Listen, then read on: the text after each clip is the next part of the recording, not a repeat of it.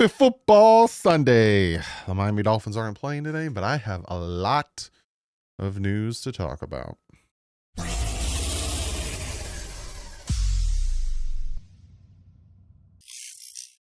What is up, Finn fans? The Miami Dolphins have a whole plethora of just news swirling around this team for the past couple days with the trade deadline coming up on Tuesday. So we're going to delve into a lot of different talking points from a lot of different people, from Cameron Wolfe to Ian Rappaport to Jeremy Fowler, Barry Jackson. Who else do I got here? Adam Schefter. Him too, if you don't know who he is. There's a lot that I want to talk about, some involving Tua, some involving obviously the trade deadline. So we're going to jump into this first. Go check them out. Love them. They are supporting the channel. They are helping the channel. They are helping me keep my lights on. Fantastic app. I show you how to use them constantly. Great stuff. Love using them. If you're like, hey, Doug, I want to try them out. Boom. You get a free $20 entry. Click the link in the description. But if you do want to use your money, you get 100% matched up to $100. So, yesterday there was this news that the Philadelphia Eagles have traded for Jair Alexander, giving a 6 and getting a 7th and Jair back, which is interesting. Remember that. But also there's a lot of rumors. So I just want to delve into this stuff and really talk about it. So I'm going to go bit by bit. So obviously we are going to talk about trade deadline rumors and Jalen Waddle, Jalen Phillips, Bradley Chubb, Jalen Wright. Like, I'm going to talk about everybody. But mostly, we'll go by what I have. This is from Ian Rappaport, and we'll go down the line. For the last several weeks, the Miami Dolphins have been frequent recipients of trade calls with playoff-ready teams trying to pry a few key players. While there has been some dialogue, opposing general managers left feeling like now former general manager Chris Grier has little interest in engaging. Things have changed. Grier and the organization parted ways Friday after nearly a decade, and the interim GM, Champ Kelly, and the rest of the team's current brass are far more open to deals, sources say. Now, this is where it's important. While previous questions about wide receiver Jalen Waddle were met with no, the team will now do its due diligence and at least consider offers for the star in his prime, source say. Miami would still prefer not to trade Waddle, but the Dolphins are at least willing to weigh an offer that blows them away. I've been telling you guys this from jump, that everyone's up on the as a possibility to be traded. But for guys like Waddle and Achane and all those guys, you'd have to blow them away. And again, like a first. And I've said this before. If somebody calls and says, hey, we'll give you Waddle, we want Waddle for a first and a 5th next year, the Dolphins are probably going to trade him. So he says, with an uncertain future in several key places, all options are now on the table. Here's a look at what questions and scenarios await Miami, both now and in this coming off season. Now, he starts by talking about Tua Tagovailoa. And I just want to, before I read this, reiterate to you what I said yesterday. If you haven't yet, you can go back and watch yesterday's video about Mike McDaniel and how some think, and I think it was Tom Pelissero, said that Mike McDaniel might come back next year because of his connection with Tua and how you can't move off of Tua's contract and yada, yada, blah, blah, blah. And I said to you, and I showed you Tua's contract, that you can trade him. And you could save $11 million if you trade him before June 1st and $40 million if you trade him post June 1st. And then obviously the pushback would be who would trade for that type of contract. And again, I showed you how you could take his roster amount and you can convert some of it into a signing bonus, and that is where the new GM would have to say to Stephen Ross, look, I can make things work and I can do this and that, and I can get you X, Y, and Z at head coach, but they want their quarterback. So if we need to move to, I need you to sign some checks, right? So I said this to you yesterday. This article, so I said this to you yesterday at 7, which I recorded Friday at like midnight, maybe a little after. This article came out after. I don't want you to think I'm biting off of Ian Rappaport. So he talks about Tua and his future. He says the quarterback question in Miami has become a problem in recent days. Tua has been struggling through a brutal start to the season, leading the league in 11 interceptions. Dolphins head coach Mike McDaniel has long been a champion of Tua, knowing their futures are tied together 100%. The only reason that that Mike McDaniel got a head coaching job is because he said he could fix Tua. And he has somewhat. Tua has been his most successful under Mike McDaniel. Like I said, he got a Pro Bowl nod in 2023. Yet the interceptions have continued in bunches, and the Dolphins are 2-7 this season following Thursday's blowout to the Ravens. If nothing changes, is it reasonable that Miami could consider a quarterback change? So he says that Zach Wilson has resumed his role as a number 2 quarterback. 7th round rookie quarterback Quinn Ewers impressed enough for one game to be the backup quarterback. The possibilities that Ewers can play meaningful snaps if Tua continues to struggle should not be discounted.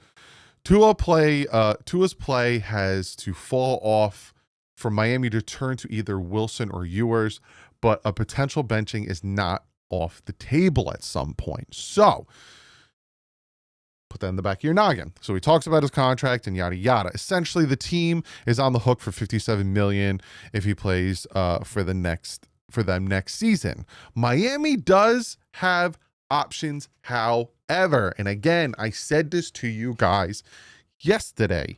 One is moving forward with him as the starting quarterback for next season. A second option is to cut him this offseason, as the Broncos did with Russell Wilson in 2024, while taking a hit of $85 million in dead cap, the largest dead cap in history. The Dolphins would be top that at $99 million. If the Dolphins release Tua this offseason, it would set a new record cap hit of $114.2 million. Miami could spread that out if he's designated as a post-June 1st cut and make it $55 million this upcoming offseason and $61.6 the following. It would be costly, but Denver did it, and Miami could similarly withstand such a hit if it decides that it's what's best for the franchise. So again, you keep Tua, you play with him, or you just cut him. I talked about this yesterday. Another option, which seems more viable, is pay down some of the salary next offseason and trade him as a bridge quarterback for a team in transition or one that has a young quarterback that they'd like to have sit. Would a team pay a portion of Tua's salary to have a bridge starter? Likely they would. That is what Dolphins offseason in part will be about. And I said that to you before this article even came out, because this article came out at 6 p.m. on November 1st, and my video came out at 7 a.m. November 1st. I said this to you. I said, you could take his contract and you can convert it to signing bonuses, and you can make him much more manageable to trade him to a team, say the Saints, say the Raiders, say any of these teams that might be grabbing a young quarterback. And again, you need that bridge guy, which the Dolphins need one, but obviously, if I'm Tua, I'm also going to be like, I want out because whatever. So there's that. So a lot of people who are done with Tua, and again, go watch yesterday's video. I'm not going to keep repeating myself. That's what should happen. And I said the same thing about Tannehill. And one of you guys commented on my video yesterday saying you started following me in 2019 when I was talking about trading Tannehill. And it's so funny we're full circle back here again. So now Ian Rappaport talks about Mike McDaniel's future. He says McDaniel was not part of the front office shakeup with Greer. Sources say the fourth-year head coach, who is 30-30 during his tenure, is staying for the foreseeable future with the hopes he continue to coach in 2025 and beyond. As he has been the case for months, owner Stephen Ross likes McDaniel, respects him, invested in him, and hopes that he can coach for the future. No doubt McDaniel felt the ill effects of the roster Greer put together. But At the least, McDaniel appears will have an opportunity to finish strong and state his case for a return in 2026. If the on-field product really suffers, however, and the players essentially stop playing for him, changes could be made prior to the end of the season. I said that to you guys. I also said it on Twitter, and I got pushed back on Twitter for putting out my tweet saying, I don't be surprised if he is fired before January. I said what I said, and I got pushback from people saying Adam Schefter said he's gonna not go anywhere. Oh, so and so reported he said he's not gonna go anywhere. I got so much pushback, and now Ian Rappaport is coming out and he's saying the same thing. Some of the hate I get on Twitter, mostly on Twitter, but sometimes on the Dolphin Collective, is people say that I'm wrong most of the time, and that I don't know what I'm talking about, and yada yada. Like I said, I'm right probably 70% of the time. There's the 30 I'm wrong. Now I'm not owning up to Jonah yet. It's his rookie year, but there's the 30 I'm wrong. There is. I'm just saying. What I'm throwing at you guys and the information I'm giving you and all the stuff that's running through this noggin is not far-fetched, because Ian Rappaport is also talking about it as well. Where was I? But it's safe to say that the organization hopes McDaniel is their coach for the future, believes in him as the key people did while he led them to a playoff in the first two seasons of 2022 and 2023. McDaniel has 3 years left on his contract, which he signed in 2024 and beyond. So I don't think so. In all honesty, like if I'm being 100% honest, and I'll see if I can find anyone else kind of talking about Mike McDaniel real quick. This is the trade stuff. This is nothing.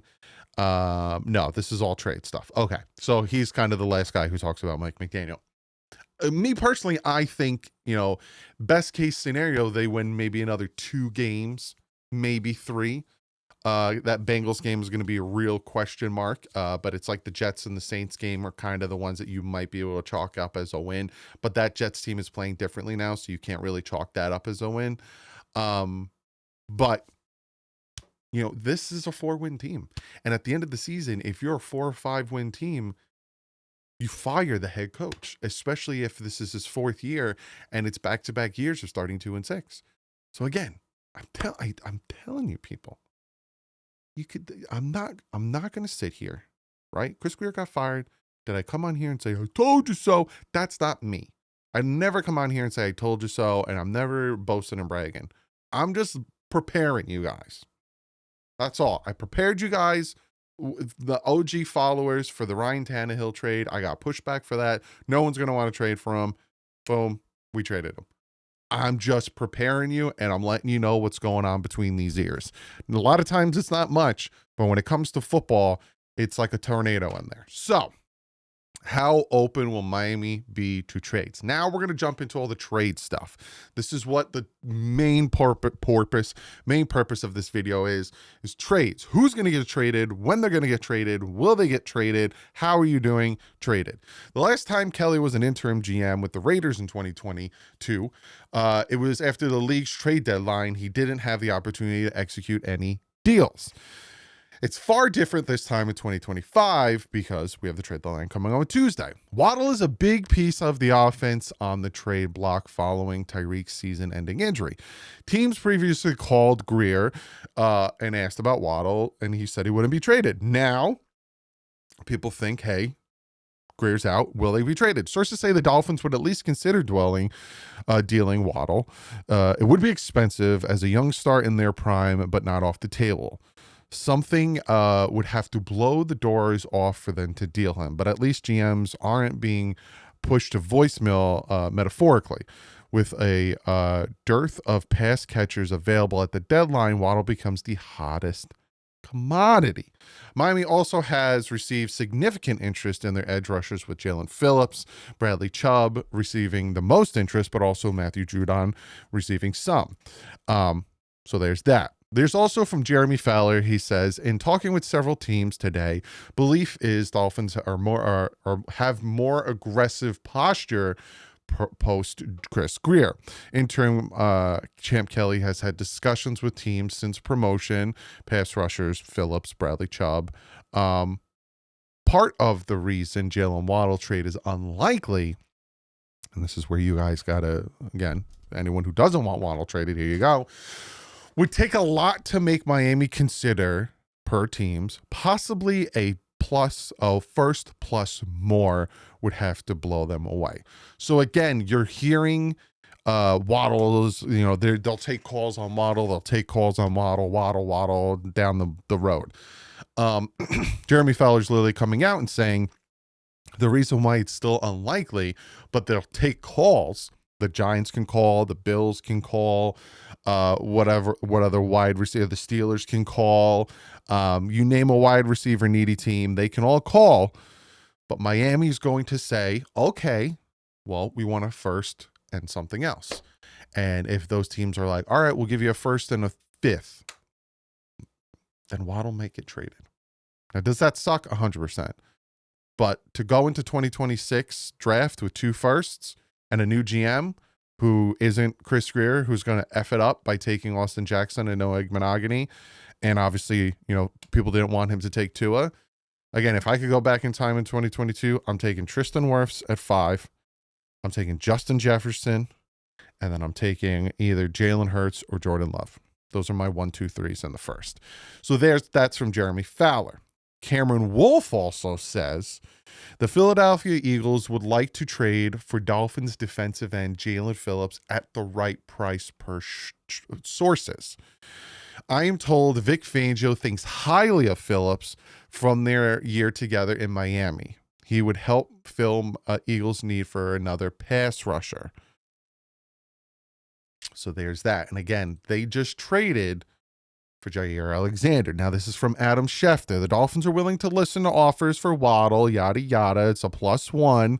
I'm trying to see if there's anything different, but not only might Waddle be the Dolphins' best player, he's also paying Waddle. League sources believe, however, that there is still a strong, even likely chance that the Dolphins will trade at least one of their pass rushers by 4 o'clock.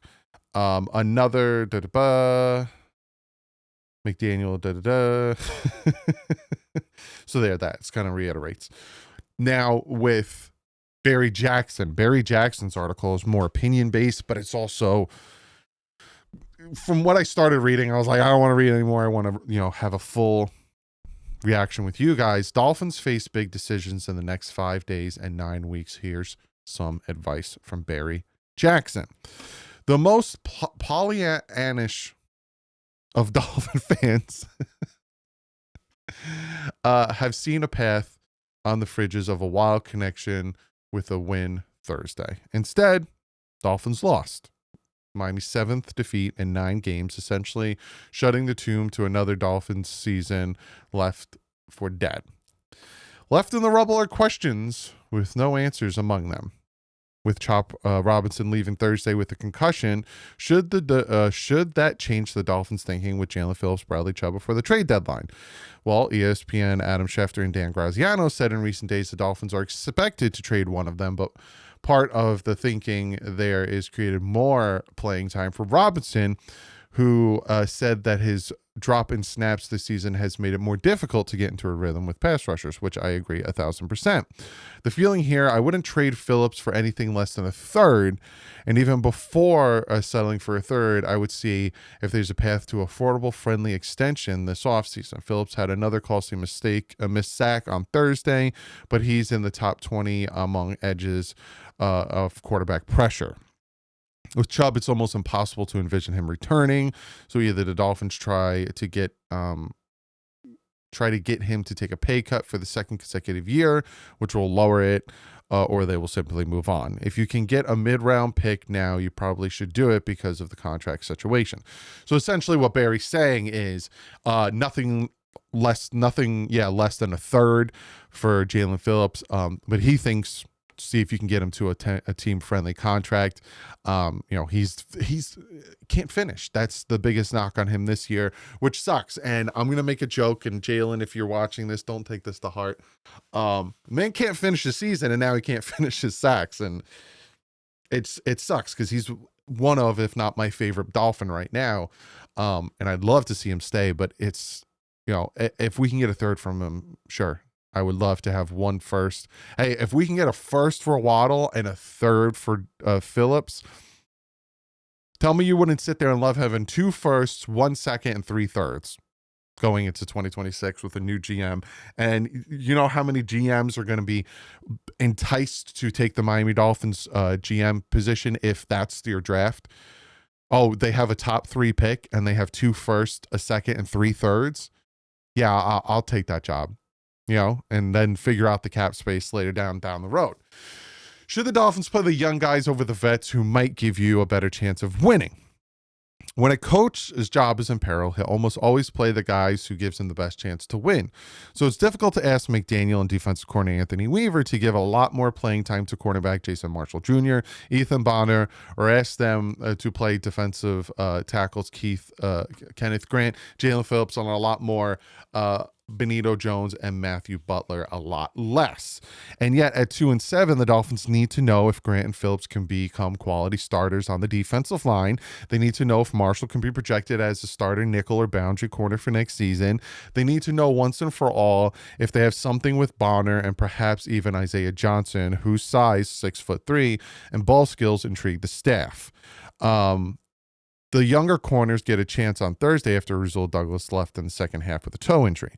The view here is Grant Phillips, Marshall Bonner, and Dante Trader need to play and play a lot. Whoever's running the front office in February, which it's Greer or someone outside the organization, whether it's Greer, but obviously it's not Greer, must determine if any of these players can be projected as heavy usage players next season, and that information only can be gleaned by playing them. That's the problem when you have competing interests of a coach who's understandably trying to save his job in a front office that needs to evaluate the draft picks. When should owner Stephen Ross make changes? And this kind of coincides with the whole Mike McDaniel situation. Because again, we're hearing he's getting till the end of the season unless they're not competitive. So what does Barry Jackson have to say? He said, we've talked repeatedly about how Ross needs to be less patient and how the franchise needs to overhaul from the front office down. On Thursday, he witnessed not only dismal, performance by more than a handful of fans wearing bags over their heads, the final stage of grief for any disillusioned fan base. But at this point, it hardly matters whether those changes come now or the day after the season, or for a few reasons. With the divisiveness in the roster, the playoffs are realistically out of reach. So it's not like you're going to catch proverbial lightning in a bottle with a new coach and sneak into the wild card. Also, is there anyone on the staff who would even be worth evaluating as a head coach? The concern is whether players start tuning out McDaniel. They didn't last week. Thursday's second half debacle seemed more of a case of players losing their spirit after repeatedly first half mistakes and eventually wilting against a more talented team. With general manager Chris Greer, keep in mind the executives work with other teams cannot be poaching during the season. They have contracts like coaches do. The front office hires are January through April's transactions. So unless Miami were to hire a chief executive who's currently unemployed, it's impossible to install a new front office, let alone a new coaching staff during the season. So that answers my question. Could they go out and get a general manager? So the 9 names I got that intrigued me, they can't do anything about that as of right now. So there's that. So here's some more names for the trade deadline. Should Miami Dolphins consider trading Minkah Fitzpatrick or running back Jalen Wright? If the Dolphins dump Wright, they won't recoup anything close to a 3rd-round pick they gave to Philadelphia. Dealing him for conditional 7th-round pick seems pointless. It would be helpful to see if he can resemble the player who averaged 6.2 yards and 368 college carries in Tennessee. With Fitzpatrick, the issue is whether he would even want to return if the Dolphins release him rather than paying him the $15.6 million next season. Dolphins reporters have often remarked about how miserable Fitzpatrick has looked at times amid all the losing, though he has fought the good fight and maintained a positive attitude and insisted, when asked directly, that he's not dispirited. If the Dolphins conclude that they want him to take a pay cut and get the sense that he wouldn't be amendable to doing with a losing team, they should see if they can get a mid-round pick for him the next few days. So again, the names out there are Jalen Waddle, Jalen Phillips, Bradley Chubb, Matthew Judon, and Minkah Fitzpatrick. Those are the 5 names of potential players that the Dolphins could trade away and get some type of pickage back. But again, with Waddle, they're asking for a first and more. So keep that in mind. Do they need to be more consequences for players who make critical errors? Absolutely. This is one of our issues with McDaniel. Why was right tackle Larry Borom back on the field immediately after his false start turned a 4th and 1 into a 4th and 6, triggering a rare public display of rage from Mike McDaniel before Riley Patterson missed a 35-yard field goal? This was a chance for McDaniel to set example, bench Borom for a series, and insert Kendall Lamb. After all, it's not like benching Borom for 10 minutes would compromise the offensive line product, entering as the 60th best ranked tackle out of 77. Now, should Devon Achane get benched if he fumbles? Of course not. But as Jimmy Johnson once said, you treat players differently depending on the quality of the player, and an example could have been made with one of the Dolphins' mediocre starters. 1,000,000,000%. I don't understand why Borom is still starting at right tackle and why Kendall Lamb is just sitting around. Why did they sign him in the first place? Look, I'm not going to beat a dead horse because obviously Chris Grier is gone, and that is why he is gone, but 100%. Should second-year receiver Taj Washington get another chance after the damaging fumble on his first career catch? Absolutely. The juxtaposition of this question with the previous one might seem peculiar, but we don't endorse life sentences for young players who make a single costly mistake, particularly with one with a skill set that merits further evaluation. 1,000,000%. Larry Borom sucks. Taj Washington, we don't know what we have. Plain and simple. And then the last thing he says is, should rookie number 3 quarterback Quinn Ewers get a few starts late in the season? If McDaniel sticks around into December and believes he has a chance to keep his job, it's difficult to see that happening unless Tua goes off on a turnover binge in the way he's unraveled against the Browns. But it would be in the best interest of the franchise to give Ewers a couple starts in December. Keep in mind that the team has been fooled before by tantalizing quarterback play in a small sample size. By examining Ewers as a starter for a week or two, very late in the season, would provide useful information, and that information that Dolphins need if they are 4-11 or thereabouts around Christmas. Thursday was a full circle moment in the most sobering ways. The rebuild began with the 59-10 loss to the Baltimore Ravens, the opening season of 2019. There has been some fun moments since, 2 playoff berths, but all in all, it's depressing to see how little tangible has been achieved in 7 years, and all the work must be done to reconstruct this roster. Beautiful from Barry Jackson, and 100%. And this is why I wanted Chris Grier gone first and foremost, because he was a part of that rebuild, and now you look at us now, and we are in the same exact situation. He should have been fired with Brian Flores. Now, just to reiterate and kind of, put a bow on this video, Mike McDaniel is getting the vote of confidence for this season. Will he make it to the end of the season? Depends on him, depends on the players reacting to him, and depends on how the wins start to come up. Do I think he makes it to the January? I do not. That's my personal opinion. Let me know below. The other, trade. Who's going to get traded? It seems more likely than not Phillips, Chubb, or Judon will get traded. Now, there's also Minkah Fitzpatrick, who seems unhappy, even though, again, he's put on a happy face. But if the team comes and asks for a 5th for him, we will probably trade him. Jalen Waddle, There are wide receiver needy teams that will call for Jalen Waddle. The Dolphins so far are answering the phone. Before, when Chris Greer was here, they weren't, but they want a first and more. So again, with his contract and the fact that he has been productive on the field and he's young, that's where that is. There's that, right? Where do we go from here? All that stuff. That's where it gets interesting. That's where, we play the Bills on Sunday next week. Then we go to Washington, and then we have a bye. Will Mike McDaniel get fired after that? Maybe. You lose 2 in a row, and you're sitting there at what? 2-9? Maybe. You lose to the Saints? Possibly. You lose to the Jets? I think he's fired. I think if he can't win a game in the next 4 games, I think he gets fired. In all honesty, right? Because you're now sitting at 2-12. I think you're done. Yeah, done. Is it 2-12? 4 games? 2-11. You're fired. Because at that point, you lose to the Saints and the Jets. You probably got that number 1 overall pick locked in, which is even better because your second round pick is a high second. Your third is a high third. Your fourth is a high. See what I'm saying? So there's a lot going into that. So comment below. What is your thoughts about the trade deadline? Who would you trade? Who would you keep? Again, I talked about the Tua thing. I threw it in there again just because Ian Rappaport talked about it, but I talked about it yesterday. What's your thoughts on that as well? Let me know. I will see you tomorrow. I'm going to be reviewing the first half of the season.